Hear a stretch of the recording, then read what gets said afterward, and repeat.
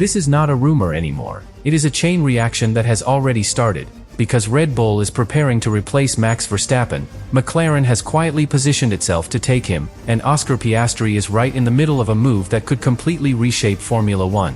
Four separate factors, all confirmed inside the paddock, are pointing to the same outcome: Verstappen's growing frustration with the sport, his race engineer already moving to McLaren, internal tension around Piastri's role, and direct interest from Red Bull to sign him as their #1 driver. And here is the part that changes everything. This would not be a normal transfer. This would be a direct swap between two top teams, something so rare, so calculated, that the last time the sport saw a move this big, it changed the entire balance of power for years.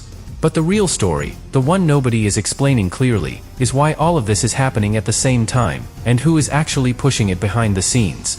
Because once you see that, the outcome stops looking like a possibility, and starts looking inevitable. Subscribe now, because what is about to unfold could define the next era of Formula One. It all begins right after Miami, but not where most people are looking. Because while fans were focused on results, lap times, and headlines, something much quieter was building behind the scenes, and it did not happen by accident.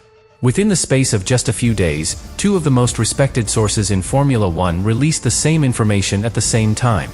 Red Bull had already identified Oscar Piastri as their top target if Max Verstappen leaves. Now that might sound like standard planning. Every top team prepares for the future. But this was different. This was not a long-term idea. It was immediate, specific, and already connected to something bigger. Because Red Bull is not just thinking about replacing a driver, they are preparing for the possibility of losing the most dominant figure in the sport. And that raises a much deeper question. Why would a team built entirely around Verstappen even consider that scenario right now? The answer is uncomfortable. Max Verstappen is no longer fully aligned with the direction of Formula One. His frustration is not hidden.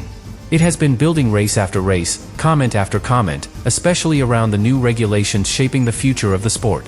But here is where most people misunderstand the situation. This is not just about Red Bull. It is bigger than that. His frustration is aimed at the entire system, the way the cars behave, the way racing feels, the direction everything is going. Which creates a dangerous situation. Because when a driver like Verstappen starts questioning the sport itself, not just the team, the outcome becomes unpredictable. He is not just thinking about switching teams. He could walk away entirely. And Red Bull knows that. That is why this move toward Piastri is not just strategic. It is urgent. But here is where things start to connect in a way that feels almost too precise to be coincidence. Because at the exact same time that Red Bull is preparing for life after Verstappen, McLaren makes a move that sends a completely different message. They sign the one person who understands Verstappen better than anyone else on the grid. And that is not just a detail. That is the beginning of something much bigger. But the moment McLaren signed Gianpiero Lambiase, everything changed, and not in an obvious way. Because on the surface, it looks like just another high-level hire. Teams move engineers all the time. People switch garages, new roles open, careers evolve. But this is not just any engineer. This is the voice Max Verstappen hears in every critical moment of a race. The person who tells him when to push, when to hold back, when everything is on the line. Now imagine taking that connection, that trust built over years, and placing it inside another team. It is like taking the brain of one operation and plugging it into another. That does not happen randomly. And Red Bull noticed immediately. Because from their perspective, this is not just McLaren strengthening their structure. This could be McLaren preparing the environment for Verstappen himself. That idea might sound extreme at first. But then you look at the timing. Lambiase moves. Verstappen's frustration becomes louder. Red Bull starts actively looking at Piastri. And suddenly, separate stories begin to overlap. Now here is where it gets even more interesting. McLaren publicly denied any deeper intention behind the move. They positioned Lambiase as part of their structure, working alongside leadership, not replacing it. And that sounds reasonable. Until you consider how Formula One actually works.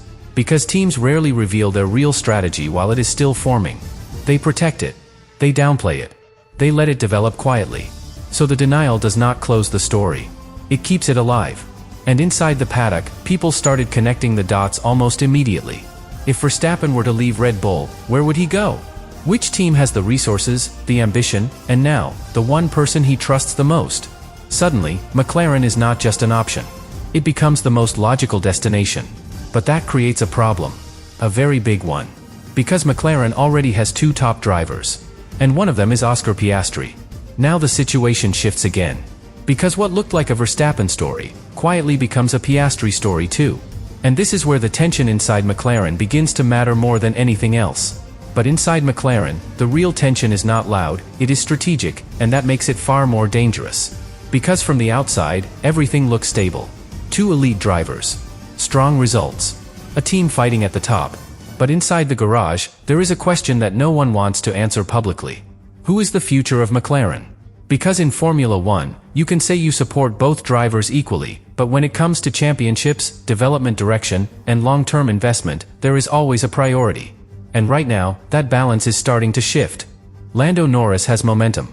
He has wins, confidence, and the natural rhythm of a driver the team already trusts in decisive moments. Oscar Piastri, on the other hand, is just as precise, just as fast, but his position feels less defined. And that uncertainty creates pressure. Not the kind you see in radio messages or interviews. The kind that builds quietly when a driver starts asking a simple question: am I truly the number one here? Now here is where things become even more delicate. Because this is not just Piastri thinking about his future. This involves Mark Webber. And that changes everything. Webber is not just managing Piastri's career. He understands exactly how Red Bull operates, how they build teams around drivers, how they commit fully when they choose someone. And according to multiple paddock insights, he is not completely satisfied with how things are evolving at McLaren. That does not mean conflict. It means awareness. Awareness that if Piastri stays in a shared structure, his path to becoming a clear number one could take years, or might never fully happen. Now compare that to what Red Bull could offer. A team preparing for a new leader. A structure ready to rebuild around one driver. A clean slate. Suddenly, the decision becomes much bigger than just switching teams. It becomes about control over an entire career. And this is where a small detail becomes incredibly important. Piastri has already made it clear, in a very controlled way, that he would be open to Red Bull if a seat becomes available. That sentence might sound cautious. But in Formula 1, that is not hesitation. That is positioning. It is leaving the door open, without walking through it yet. And when you connect that with Red Bull's confirmed interest, Verstappen's uncertainty, and McLaren's internal balance, you start to see something forming. Not a sudden decision. A slow alignment. And once that alignment reaches a certain point, it becomes very hard to stop. And this is where the situation stops being internal tension, and starts becoming a full-scale chain reaction across the grid. Because once you accept that Red Bull is preparing for Piastri, and McLaren could be positioning for Verstappen, the consequences go far beyond just two drivers. They start affecting everything. Team structure, sponsorships, leadership decisions, even the direction of car development. Think of it like pulling one piece out of a perfectly balanced system. At first, nothing seems to move. But then, everything shifts. Because if Verstappen leaves Red Bull, that is not just a driver exit. That is the removal of the center of gravity of the entire team. For years, everything has been built around him. The car philosophy, the strategy calls, the internal hierarchy. Take that away, and Red Bull does not just need a replacement. They need a new identity. And that is exactly why Piastri matters so much. He is not just fast. He is adaptable, composed under pressure, and most importantly, he represents a long-term project. A driver you can build around for years. But here is the part that most people are overlooking. If this swap actually happens, McLaren does not just gain Verstappen. They inherit everything that comes with him. The expectations. The pressure. The demand for absolute performance. Because Verstappen does not join a team to rebuild slowly. He joins to win immediately. And that changes McLaren from a rising contender into a team that has no excuse not to dominate. Now imagine being inside that garage. Two drivers become one. One clear leader. And an entire structure forced to adapt instantly. That kind of shift creates opportunity, but also risk. Because if the performance is not there right away, the pressure does not stay external. It turns inward. And this is where another name quietly enters the picture. Carlos Sainz. Because if seats start moving, opportunities open. And in a scenario where Red Bull reshapes its lineup, and McLaren restructures around Verstappen, suddenly there is space that drivers at the highest level are watching very closely. Now the story is no longer about two teams. It becomes a domino effect. One move triggering another. One decision forcing the next. And all of it connected to a single question that still has no clear answer. What will Verstappen actually do? Because until that decision is made, everything else remains in motion. Unstable. Waiting. And the moment that decision becomes real, everything changes at once. And this is where everything finally points to the future, because no matter how complex this situation looks, it all comes down to what happens next. Not in years. Not even next season. In the next few months. Because there are two decisions happening behind closed doors that will determine the outcome of this entire story. The first one is Red Bull's responsibility. Can they convince Verstappen to stay? And this is not just about improving the car.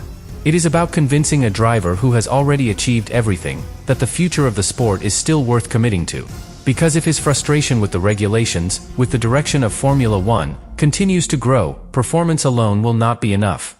At that point, staying becomes a compromise. And Verstappen has never built his career on compromise. Now here is where it becomes even more critical.